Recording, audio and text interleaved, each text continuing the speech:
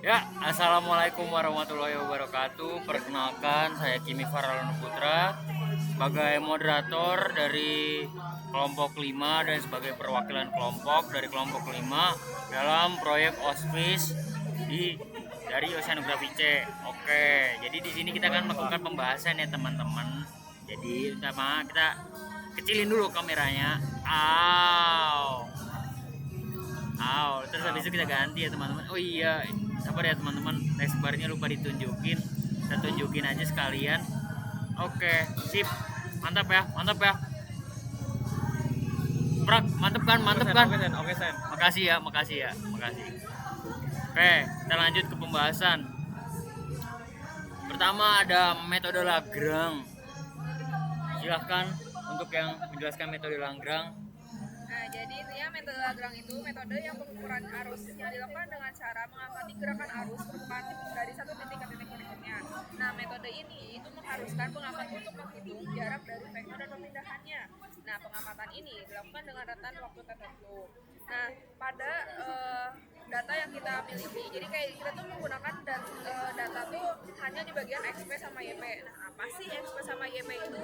Nah, kalau XP itu posisi Fx pada penampang suku X dan YP merupakan posisi Fx pada penampang suku Y. Nah, pada metode Lagrange ini akan menghasilkan dua grafik, yaitu Lagrange A sama Lagrange B. Nah, jadi kalau di Lagrange A itu dia tuh penelitiannya itu dilakukan pagi-pagi. Nah, kalau sedangkan pada Lagrange B itu dilakukan pada siang hari. Nah, kalau Lagrange A itu dari jam 5 sampai jam 7.15, sedangkan kalau Lagrange B itu dari jam 11.45 sampai jam 4. Nah, jadi yang dari Lagrange ini bakal didapatkan arus dan kecepatan arus. Jadi dapat diketahui dari penelitian ini akan menghasilkan arus dan kecepatan arus dengan mengamati pergerakan benda api itu. Oke guys, nah itu kan udah kan ya penjelasan dari metode Lagrange. Selanjutnya kita ada penjelasan untuk metode Euler. Untuk metode Euler,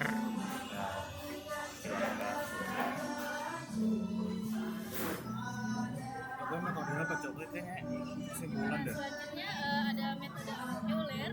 Metode Euler ini salah satu teknik pengukuran arus permukaan laut dengan menempatkan instrumen pengukuran arus seperti current meter pada satu titik tetap di kolom air dan merekam data kecepatan serta arah arus secara kontinu dalam fungsi waktu. Metode Euler ini ada dua, ada dalam arus sama dalam arah. Nah, arus pada permukaan pada laut permukaan yang merupakan arus laut yang bergerak di permukaan. Faktor pembangkit arus itu pada permukaan disebabkan dengan adanya angin yang bertiup di atasnya. Tenaga angin memberikan pengaruh terhadap arus permukaan sekitar 2% dari kecepatan angin itu sendiri. Kecepatan arus akan berkurang seiring dengan bertambahnya kedalaman perairan. Pada pengukuran ini didapatkan data dari waktu untuk menganalisis dinamika arus laut pada lokasi tertentu, sehingga dapat memetakan pola arus permukaan secara spasial dan temporal. Nah, selain arus, data angin juga dikumpulkan menggunakan metode Wainwright untuk mengetahui arah dan kecepatan angin yang berperan sebagai salah satu faktor utama pembangkit arus permukaan. Terus metode Euler dan analisis angin digunakan secara bersamaan untuk memahami hubungan antara perbedaan angin dan pola arus permukaan laut. Nah, metode Euler yang digunakan untuk mengamati variasi kecepatan dan arah pada arus laut adalah pada kedalaman 0,2 H, 0,6 H, dan 0,8 H dalam rentan waktu yang mulai pukul 6 sampai pada pukul 15. Pada metode Euler ini mencakup informasi kecepatan arus dalam satuannya meter per second, centimeter per second, dan knot, serta arah arus dalam derajat dan juga data angin sebagai faktor. Terus pada kecepatan arah arus, permukaan sangat dipengaruhi oleh kondisi pasang surut serta perubahan angin musiman. Akan tetapi angin itu tidak selalu jadi faktor dominan dalam membentuk pola arus permukaan, karena faktor lain seperti pasang surut, gaya monolit, dan topografi dasar laut juga ada peran pentingnya. Terus pengolahan data arus ini dilakukan dengan mengumpulkan hasil pengukuran berdasarkan lokasi, waktu, arah, dan kecepatan. Kemudian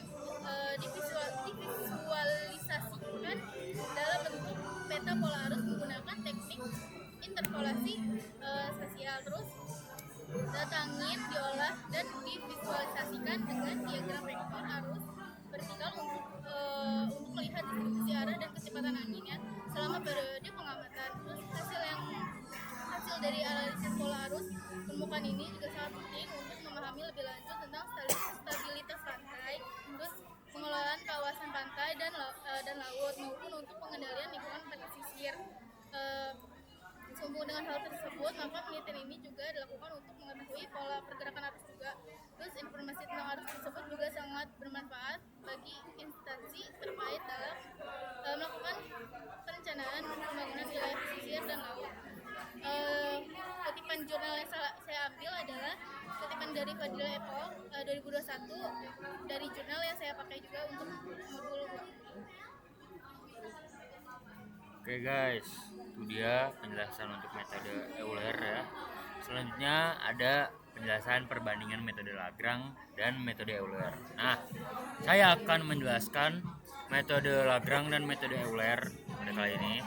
Jadi metode Euler itu merupakan metode pengamatan arus pada suatu posisi tertentu di mana pengamat mengambil data pada salah satu titik dalam luasan kolom air yang diteliti untuk mendapatkan data arus dalam fungsi waktu yang dapat merepresentasikan luasan kolom air secara keseluruhan.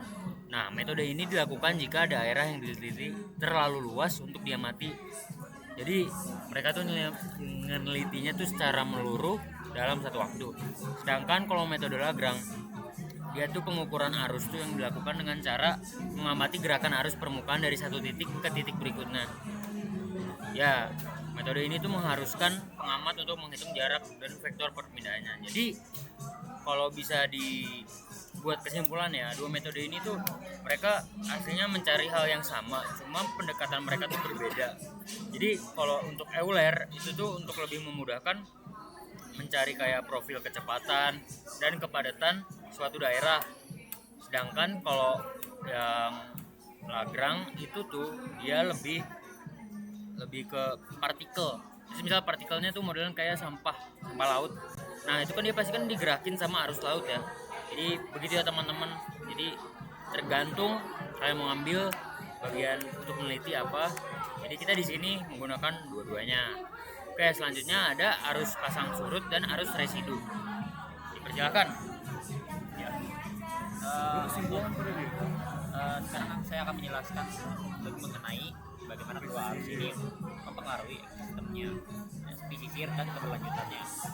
Peran arus pasang surut itu tidak hanya bergerak secara horizontal menuju dan menjauhi pantai, tapi juga sangat berpengaruh terhadap kehidupan organisme laut.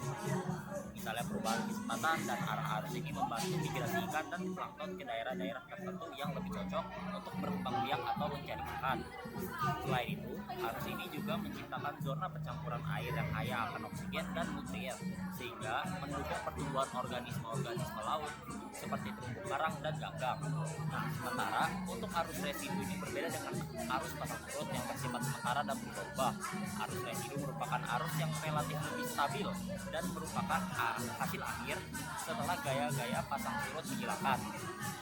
Arus ini berperan penting juga dalam mengangkut sedimen dari satu daerah ke daerah lain yang dapat membentuk atau mengikis dasar laut dan garis pantai.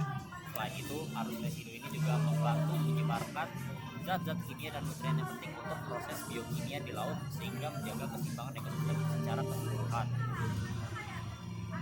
Sekian dari saya. Oke, selanjutnya kita lanjut ke bab terakhir ya, bab penutup. Itu kita ada kesimpulan yang akan dijelaskan oleh Abiyu.